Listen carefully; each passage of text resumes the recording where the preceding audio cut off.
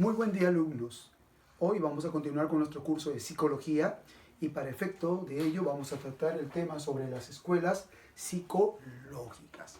Las escuelas psicológicas como tal aparecen básicamente a finales del siglo XIX. Antes de ello, básicamente había una reflexión, se conversaba, se dialogaba sobre aspectos de la conciencia, de la mente, del alma, pero básicamente como ciencia aparece y se considera su aparición como ciencia en el año 1879, cuando en la ciudad de Leipzig, Alemania, el psicólogo William Wundt funda su primer laboratorio experimental de psicología. Y a partir de allí, él comienza a implementar elementos de investigación para darle el carácter de cientificidad a la psicología. William Wundt también es el fundador de lo que se conoce como la escuela del estructuralismo.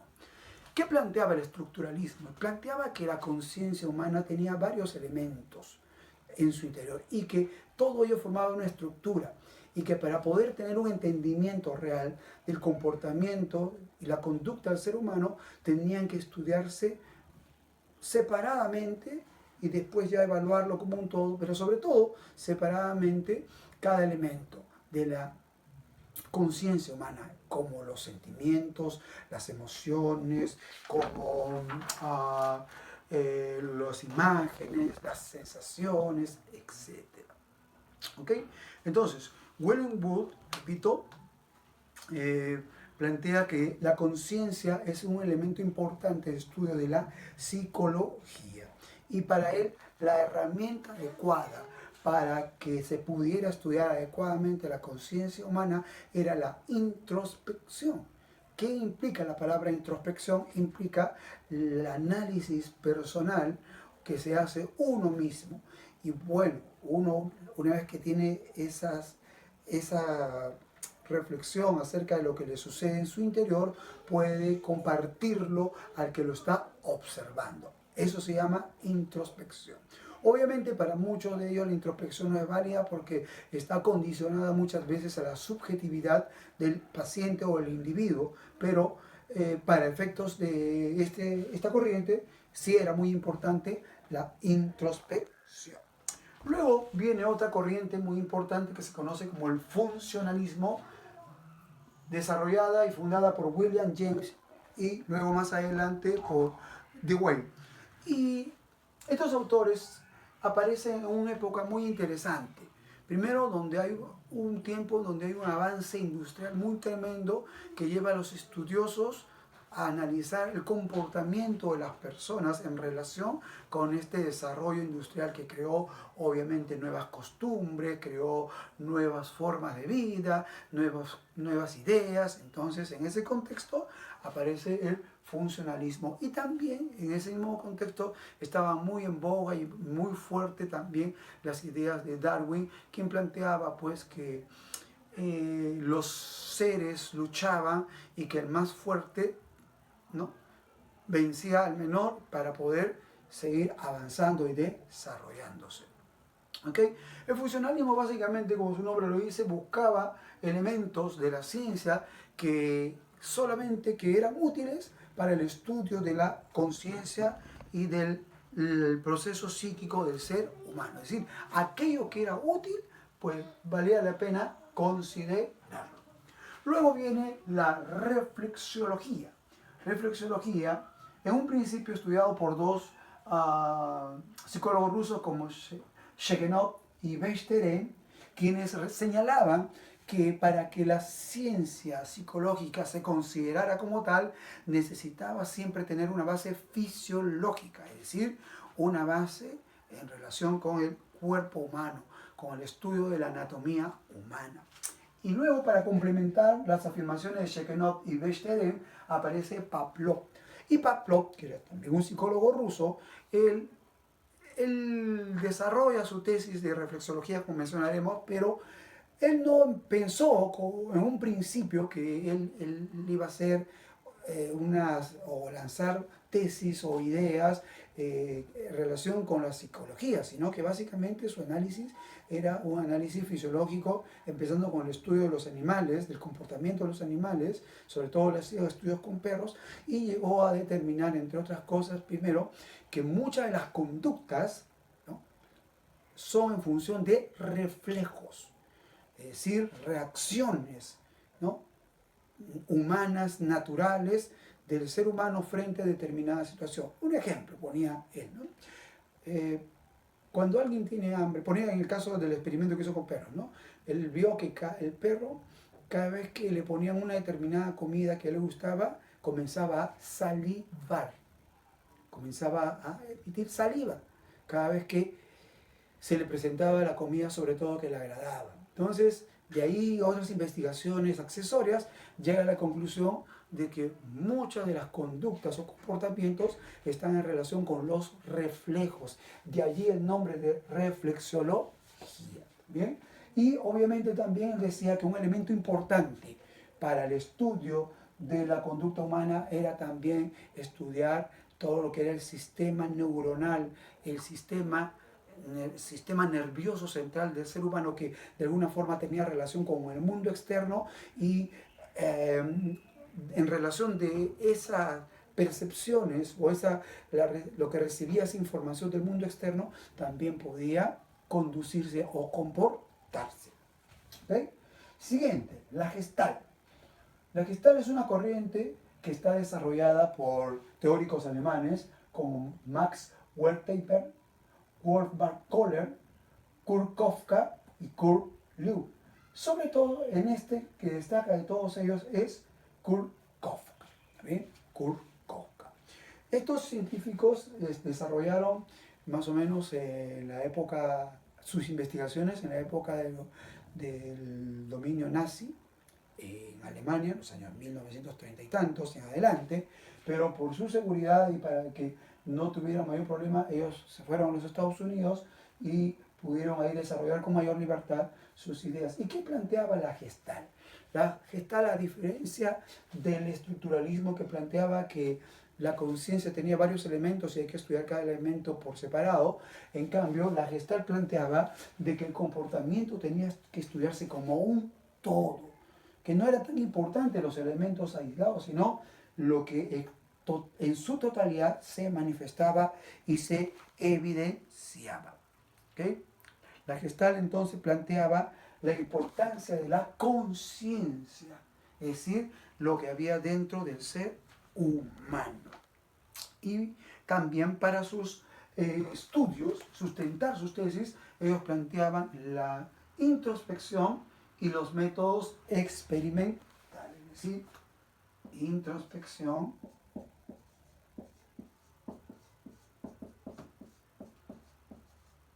más experimentos.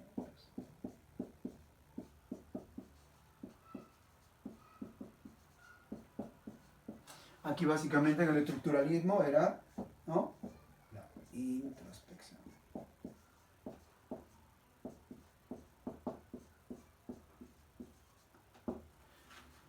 ¿Ok? Entonces la Gestalt, repito, estudiaba la conciencia como un todo y planteaba que la introspección más los experimentos podían validar sus tesis. Y ellos han hecho un aporte muy importante, sobre todo a lo que es el estudio de la percepción, estableciendo leyes como la figura y fondo, leyes que existen y que se dan hoy día, ¿no?, en el estudio de la psicología, leyes como la constancia constancia perceptual, y último es las leyes de agrupación, que obviamente más adelante lo veremos cuando lleguemos al tema de la percepción. Siguiente escuela es el conductismo, sostenido por John Watson. Como su propio nombre lo dice, conductismo está en relación con la conducta. Para John Watson lo más importante no era tanto lo que había en el interior del ser humano, sino la conducta y el comportamiento.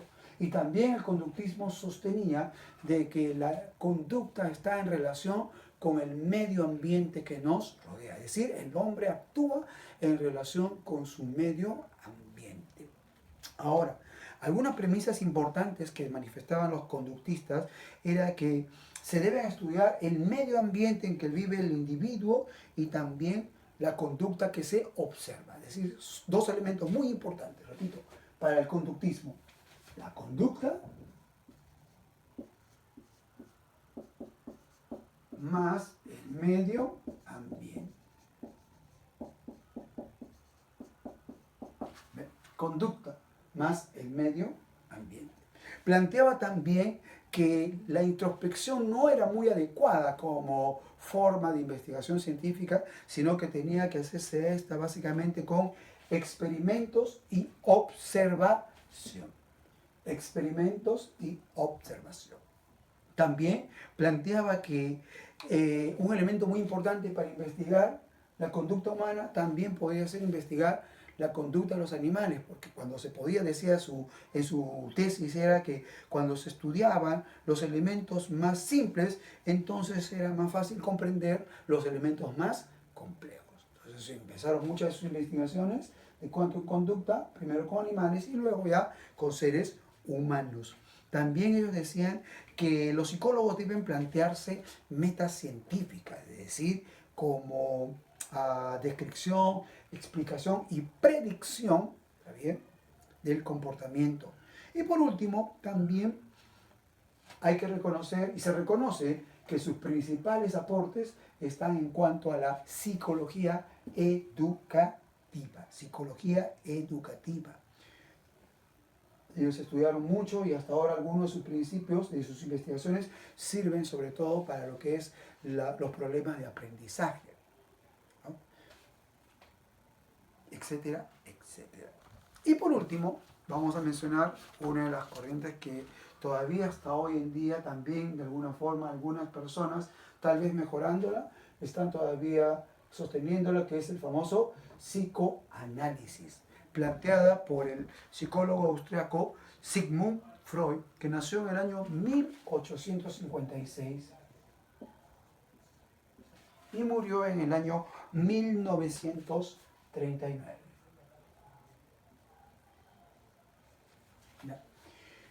Sigmund Freud, psicólogo austriaco, que nació en el año 1856 y murió en el año 1939. Él planteaba, ¿no?, términos como consciente, subconsciente, líbido, complejo Edipo. Son términos que más adelante también señalaremos en qué consisten, pero que él los presentó y los expuso para efectos de enseñar y explicar cómo funciona el comportamiento humano. Entonces él sostenía que el ser humano en su interior, o el ser humano, se compone de tres elementos muy importantes en cuanto a su conducta. El consciente, habla del consciente,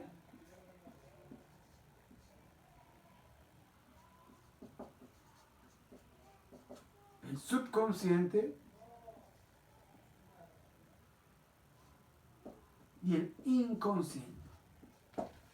¿Ya? Consciente, subconsciente, el inconsciente.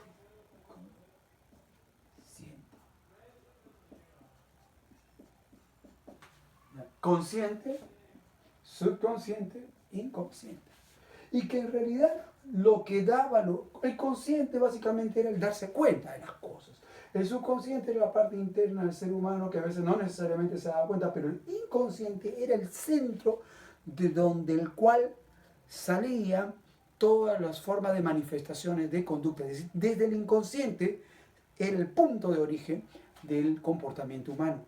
Y que era en el inconsciente, las fuerzas que actuaban dentro del inconsciente, las que hacían que el hombre se comportara de determinada forma. Y justamente una de esas fuerzas que hacían que el hombre se comportara en su inconsciente era la naturaleza sexual, que según él influía en el comportamiento del ser humano. Hay tres premisas que quiero mencionar que sostenía Freud y también el psicoanálisis, que son importantes conocerlas. Primero, la psicología dice debe estudiar las leyes y determinantes de la personalidad, es decir, no solamente el aspecto normal de la conducta, sino también el comportamiento anormal de la conducta.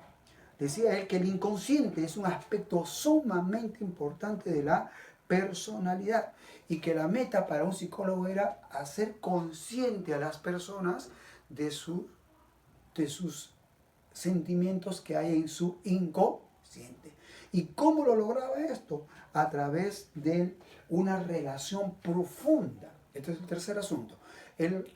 Dice, el psicoanálisis ayudaba en el sentido, según Freud, a poder a solucionar problemas de conducta cuando se desarrollaba una fuerte relación entre el estudioso, en este caso el psicólogo, y su paciente, el estudiado. Entonces, cuando se desarrollaba una relación muy constante en la cual cada experiencia, cada situación que viviera y tuviera el observado, inmediatamente lo manifestara con la mayor claridad y con la mayor precisión posible a su observador o experimentador. Un poco resumen entonces, las escuelas psicológicas que han ido dando base a lo que hoy también hay nuevas escuelas que mencionaremos más adelante, pero empieza con, repito, el estructuralismo fundado por William Wundt, que tenía como meta, por así decirlo, de investigación la introspección, y señalaba que la conciencia estaba compuesta por varios elementos y que era importante estudiar cada elemento en su forma individual. El funcionalismo, William James, que aparece en una época importante, repito, de la evolución de la industria, que produjo cambios en el comportamiento de las personas y hizo que los estudiosos de la psicología pudieran también analizar el por qué se daban esos cambios. Y se dio, repito, bajo el contexto de las ideas de Darwin, ¿no? Y entonces el funcionalismo planteaba de que los métodos que funcionaban para observar serían utilizados y los demás serían rechazados. La reflexología, que ponía énfasis mucho en la cuestión fisiológica del ser humano y sobre todo un aspecto importante de la fisiología que incidía en el comportamiento era el sistema nervioso central. La Gestalt, que estudiaba ya la conciencia en su totalidad, o sea, más que la conciencia estudiaba el comportamiento que se evidenciaba en su totalidad. Y ellos, para llegar a sus conclusiones, utilizaban la introspección más los experimentos. El conductismo, planteado por John Watson, que observaba la conducta más el medio ambiente, y él sostenía, John Watson, que el medio ambiente era un factor importante para el comportamiento de las personas. Y también hemos señalado que el conductismo ha dado un aporte muy importante a la psicopedagogía. Y por último, el psicoanálisis, fundado por Sigmund Freud, 1856-1939, que hablaba que el ser humano tiene tres elementos muy importantes en su ser: el consciente, en su ser interior, consciente, subconsciente y el inconsciente, y que era el inconsciente el lugar donde interactuaban las fuerzas, ¿no?, de algunas fuerzas y aspectos del ser humano que hacían que eso llevara a que realizara determinado comportamiento. Y una de esas fuerzas naturales era el aspecto sexual, ¿está bien?, que lo llevaba, dice él, a poder realizar determinada forma de conducta. Mis estimados alumnos, dicho esto, por hoy quedamos en este tema, pero estaremos continuando con el curso de psicología en la siguiente clase. Que Dios los bendiga.